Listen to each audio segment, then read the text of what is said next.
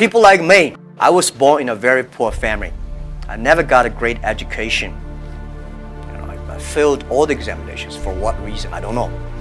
But later, I realized I don't have money, I don't have technology, I don't have a lot of good backgrounds. We have a rich uncle or something, no. The only thing I competed with my people, the young people, is let's compete for 10 years later.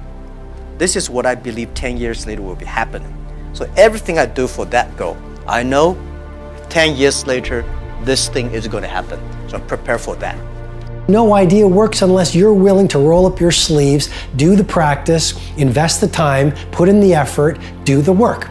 I think we've all observed a lot of people who they love reading the books, they love showing up at the courses, they do all the online training, and nothing ever changes. Well, it's because ideas don't work if you don't execute on them.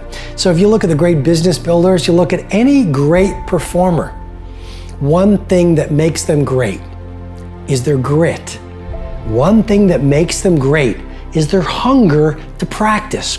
One thing that makes them great is they are willing to sacrifice. Today, people have no patience. We all want it right now, and people don't only not commit to mastery, but they rarely even find a real mentor or coach. They think they have all the answers, they try a few things, if it doesn't work, they run to something else. If you want a great jump in the quality of your life, an extraordinary jump in the quality of your life, you gotta set yourself up to win.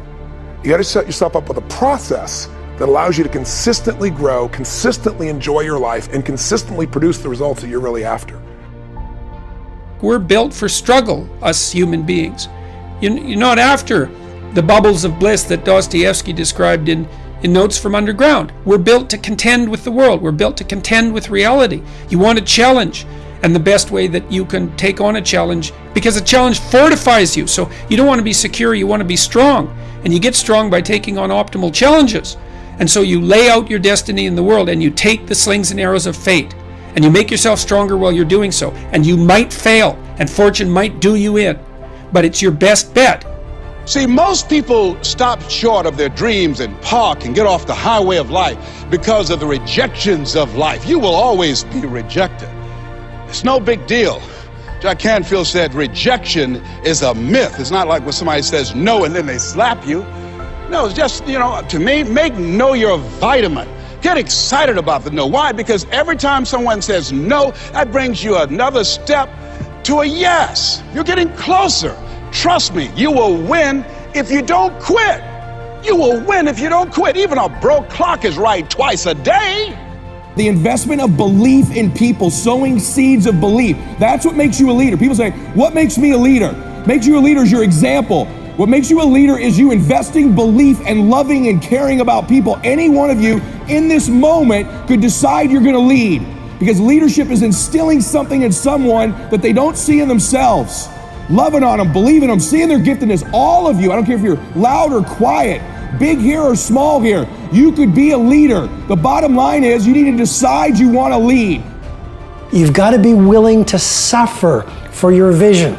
You've got to be willing to suffer to reach BIW, best in world. You've got to be willing to suffer the ridicule and laughter of your critics and your cynics to get to a place called world class.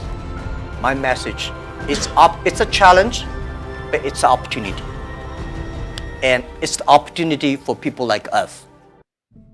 I've never met a person who was not successful that didn't have a great amount of self-discipline within their life. Self-discipline and being able to perform and being able to keep your life on schedule and being able to keep commitments and promises and meet deadlines is essential to success. None of us can afford to have a life that is controlled by someone else, or a life that is basically controlled by our emotions. I learned many years ago that there are two kinds of people. There's the type of person who says, I'm going to wait till I feel like it before I do it. And then there's a person who says, I've got to do it so that I feel like it. One will never get anything done because they're still waiting to feel the moment to move. And the other person says, no, I need to move, and then I will begin to feel the moment. Sonia's self-discipline is essential in your life and in my life if we're going to get things done. So I have a challenge for every one of you this weekend. The challenge is simple. As you go through your weekend, and sometimes it's kind of hopefully an easier time of your week, ask yourself, am I practicing self-discipline in my life? Am I doing the things that I should do because I need to do them, or am I kind of waiting to feel the moment? Do like our friends Nike say, just do it. We talk about how do we create rituals or how do we change habits that last. The first thing is to have a different expectation than I'm going to change in a day or a week or in 21 days. Whenever I try to change anything, my number one rule is 100 days or I don't even start. So if I want to, let's say, stop caffeine, it's a 100-day commitment. So first I make longer-term commitments, and then I design a plan to retrain my brain around the expectation of following through. I make pre-commitments in advance. So if I say, let's say I'm going to stop drinking coffee. I say, okay, I'm going to stop drinking coffee. I commit to it for 100 days. And then I write out, well, what will you do in the morning when you wake up and you want a coffee? What will you do when you're at a restaurant with friends and everybody's having a coffee? What will you do? So you counter any of the behavior when you know the trigger is going to happen. Every habit has three parts to it. There's something that triggers the emotion, there's the behavior, and then there's the neurological and biological reward. So when you understand the habit part of any ritual, you understand that because we are conditioned a certain way, we're going to have a trigger, whether it's a flower, whether it's waking up, whether it's a girl or a guy or children coming home. It triggers a response in the brain or reaction in the brain. Well, if we change the behavior over the course of 100 days, we'll still get the reward. And if we pre-commit to what we're going to do when we say, maybe today I'll have the coffee and tomorrow I won't. Maybe today I'll have the pizza or the dessert and I'll catch up tomorrow. Well, if you pre-commit in advance that you're not going to take that action, then that's step one. Step two is when you have the trigger, if you interrupt the behavior for 1 or 2 or 3 or 4 minutes, you interrupt the neural pattern in the brain also. So you come up with strategies is when I feel like having a coffee or dessert or the pizza or the croissant, okay? Then here's what I'm going to do instead for 5 minutes, and that way I can interrupt the pattern. If you do that long enough, you'll start to develop a new neural pattern, you'll start to develop a new behavior, and if you do it for at least 66 days, but preferably 100 days, you'll start to develop a new way of thinking and being and doing that will overshadow the other pattern in the brain. Very interesting. Yeah, so there's a psychology behind it, but there's also the neurological processes of the brain. And what happens is our brain doesn't like change. Yeah. So any time that there is change, the brain feels uncomfortable. As soon as it feels uncomfortable, it'll send signals to the motor cortex of the brain. It'll send messages, and we'll start to rationalize. We'll start to tell ourselves, well, I shouldn't do it because of this. Well, maybe today's not a good day. Well, I'll start today, but I won't continue till next week. Or, you know what, I really don't want this. And we start to talk to ourselves. And when we understand what the brain does whenever we try to change, then we can start being in control of the brain, and we can override the automatic responses. There's something called automaticity. And automaticity states that anything that I repeat over and over and over again over a period of time will go from conscious effort, deliberate conscious effort, willpower or persistence, and it'll become automatic. So we just have to know how long that is. And some things take a week, some things take 60 days.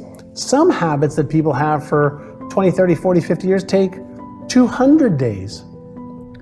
And so you start off with a 100-day window and you ask yourself, am I willing to give a little bit of effort for 100 days to remove this destructive either thought pattern or destructive behavioral pattern in order for me to have something greater and better than what I have right now? So it's very important. You focus a lot on what you will have or who you will be in the future to keep your motivation. Yeah, if you think about this, one of the best examples that I ever came up with is, imagine if I give you a Hollywood script right now, okay? And I say to you, if you learn this script for the next 6 months, I will give you $10 million to be on stage to deliver that. We're gonna film you, and if you're amazing, you're gonna have a chance to win an Academy Award. What will you do with the script starting today? I start to learn. You start to learn, you start to read it, you start to emotionalize it, you start to practice it, you start to do everything possible to become something that's in writing. Something that came out of somebody's head, that they wrote a script for, that you don't have any idea what it is.